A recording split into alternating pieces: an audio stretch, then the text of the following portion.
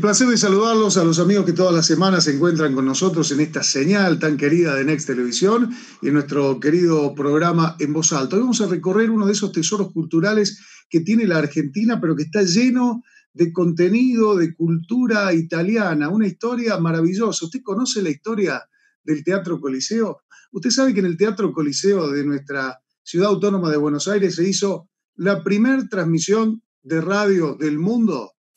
Usted sabe que comenzó en 1905 como un circo ecuestre.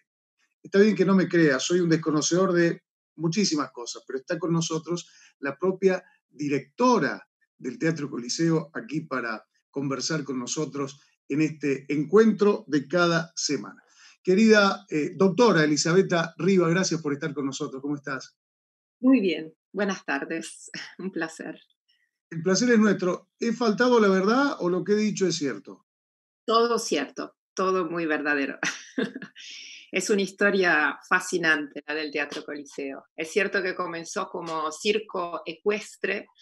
Hay documentos, fotitos, dibujos del 1905, cuando un empresario teatral, Segan, hizo construir para el payaso Frank Brown este enorme teatro que hospedaba hasta 2.500 personas, con una arena en el medio, palcos, y siguen existiendo en la pared del fondo del teatro unas argollas donde se dice que se colgaban los elefantes y los caballos.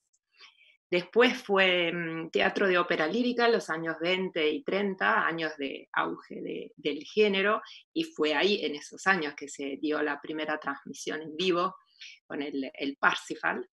Y después, en 1937, el teatro fue comprado por Italia, por el Estado italiano, que en realidad esa era el Regno de Italia en aquel momento. Y fue comprado porque un emigrante italiano, el conde Felice Lora, dejó todos sus bienes, había hecho una fortuna enorme acá en la Argentina, al Estado italiano para que construyera la Casa de Italia. El conde Lora había venido de Piemonte en la migración de fin de 800, de humildísimos orígenes, y había hecho fortuna en la Argentina, y había sido un mecenas importante, haciendo construir hospitales. Hay una calle dedicada a él en el barrio de Caballitos, en Capital Federal. Y fue así que Italia adquirió este predio, el Teatro Coliseo, y en el testamento que había dejado el conde, tenía que tener un teatro, pero también la sede del consulado italiano, sede de asociaciones de fomento, de la Cámara de Comercio italiana.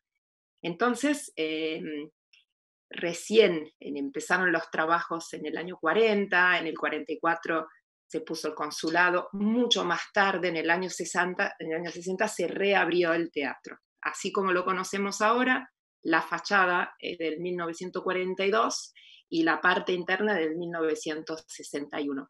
Del edificio original, lamentablemente, queda poco, queda la parte del escenario, los muros, las argollas, de las cuales había hablado, y queda la magia, por supuesto. Y después la historia a partir del 60 en adelante, creo que ustedes la conocen mucho mejor que yo, que vivo acá desde el 2007. Los orígenes del rock nacional, ópera, ballet, la temporada del Teatro Colón, cuando el Teatro Colón estuvo cerrado, ciclos de música clásica, de todos los géneros. Ya vamos porque la gente advertirá tu tono de voz y se dará cuenta que no sos de Argentina, pero que estás fuertemente arraigado en nuestro país. Ya vamos a conversar sobre tu historia, pero anoté lo que me dijiste. Queda la historia, queda la magia, y yo sabés que agrego, directora, queda también el gesto de ese hombre que donó, fíjense ustedes, jurídicamente sería una donación con cargo, ¿no? Hacer una donación, pero con el cargo de que se gestione la cultura, de que haya un lugar para gestionar la cultura. Qué visión en esa época, ¿no? Sí, genial. El conde además no tenía herederos, decidió dejar todo para este fin muy, muy noble. Y es al día de hoy que nos fijamos mucho en lo que él quiso, porque ahora es gestionado por una fundación que se basa en su estatuto en en la causa, en esa finalidad que su donante había establecido, que es la creación y la promoción de la cultura no solo italiana, también argentina, internacional en general. Conte. A ver, me vuelvo a poner en tu lugar. Hablaremos también de la importancia de lo que es la cultura en una sociedad, pero se basa en ese estatuto, el estatuto del Conde, y en ese estatuto hay un grupo de gente de la cual vos formás parte como directora. ¿Qué sentís? ¿No es una responsabilidad, no es un orgullo, no es algo maravilloso ser parte de esa historia? Sí, lo es maravilloso. Yo vine a la Argentina antes de entrar a ser parte del Coliseo, en 2007, recién en 2012. Me pidieron entrar a ser parte del consejo directivo de la Fundación Cultural Coliseo que gestiona el teatro. Y quien nombra a los miembros del consejo directivo es el embajador o embajadora de Italia en la Argentina. Entonces sí, fue una propuesta que me honró muchísimo, me asustó también al principio porque lo veía como una institución, un teatro muy importante, demasiado importante, y me preguntaba si yo hubiera sido a la altura de ese rol.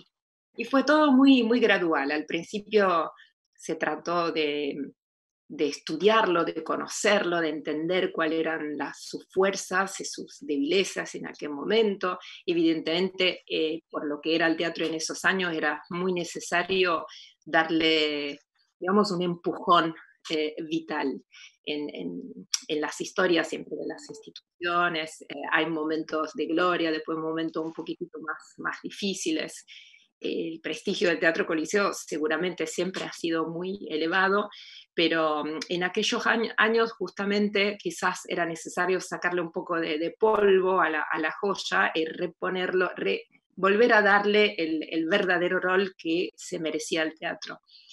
Y eso tenía que ver con las infraestructuras que un edificio tan antiguo necesitaban de restauración, de modernización tecnológica, y también el sistema de gestión tenía que ser puesto al paso de los tiempos. Y esos son proyectos que necesitan no solo de ideas, sino que de recursos, de competencia, y eso fue un poco parte del el enorme, lo que llamamos el master plan que llevamos adelante ya desde el 2012.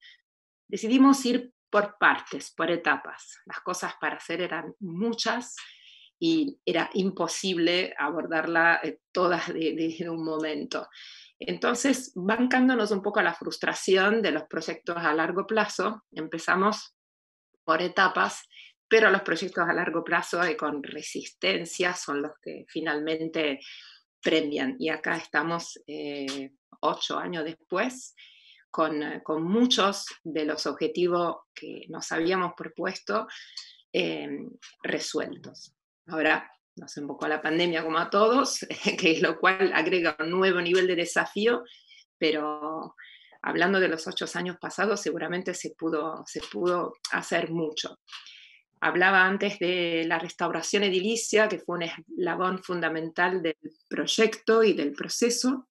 Esa se pudo hacer gracias al mecenazgo cultural de la Ciudad de Buenos Aires, que es una ley que permite a las empresas de poder aportar una parte de lo que tributan en la ciudad a proyectos culturales previamente aprobados por un consejo cultural. Gracias a esos aportes del Estado, digamos, esta sinergia público-privada, fue posible hacer una refacción casi integral del teatro. Nos quedaron afuera 2 o 3 cositas, pero pudimos limpiar la fachada, acondicionar todas las instalaciones y particularmente refaccionar todo lo que es caja escénica, escenario y sistema escenotécnico. Entonces todo el sistema de varas, parrilla, es de ultimísima generación. Importamos tecnología italiana, por supuesto. Tenemos 30 varas motorizadas, automatizadas, lo cual permiten poder hacer cualquier tipo de espectáculo en nuestro escenario. Y además es bello. El teatro es bello. Van a hacerse tecnológico y tener historia, tiene esa cosa que es muy italiana también. Es muy lindo escucharte cómo lo describís y con qué amor, ¿no? Casi que no hacen falta las palabras para esta descripción, porque esto se siente en la conversación y en el brillo de tus ojos, querida directora. Hacemos una pausa y ya volvemos. Y en el próximo bloque encendemos la radio, ¿te parece? Sí. Pausa y venimos porque les contamos que la primera transmisión de radio en el mundo se hizo en el Teatro Coliseo. Ya venimos.